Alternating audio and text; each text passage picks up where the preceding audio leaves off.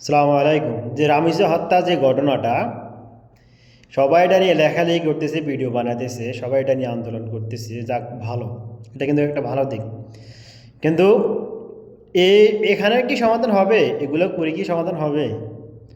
আপনি একটু বিবেক দিয়ে একটু চিন্তা করে দেখেন। এটা আমাদের বাংলাদেশে আইন আছে, কিন্তু আইনের প্রয়োগ নাই। বাংলাদেশ সরকারকে আমি অনুরোধ করতেছি যে এখন থেকে এই ঘটনা থেকে যে সামনে আর এরকম কোনো ঘটনা না ঘটে, তার জন্য এমনভাবে যে আইন প্রয়োগ করেন যে কোনো পুরুষ, কোনো মানুষ যে তুমি এইরকম ঘটনা ঘটাতে আর সাহস না পায়। না হলে এরকম ঘটনা ঘটতেই থাকবে, বিগত করছে, ভবিষ্যতে আর ঘটবে। এটা এখানে সমাধান করতে হলে এদেরকে প্রকাশ্যে নিয়ে আসা হোক, প্রকাশ্যে এদেরকে সাজা দেওয়া হোক, মৃত্যুদণ্ড দেওয়া হোক।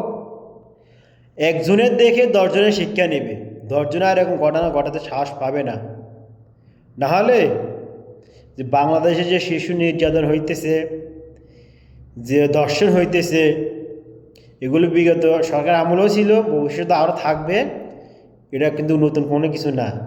তো আমি ওই মাননীয় প্রধানমন্ত্রীর কাছে একটাই রিকোয়েস্ট করি, বাংলাদেশের আইনকে অনেক শ্রদ্ধা করি, এটাই বলতে চাই যে আপনারা এদেরকে প্রকাশ্যে নিয়ে আসা হোক, প্রকাশ্যে নিয়ে আসে তাদেরকে সাজা দেওয়া হোক।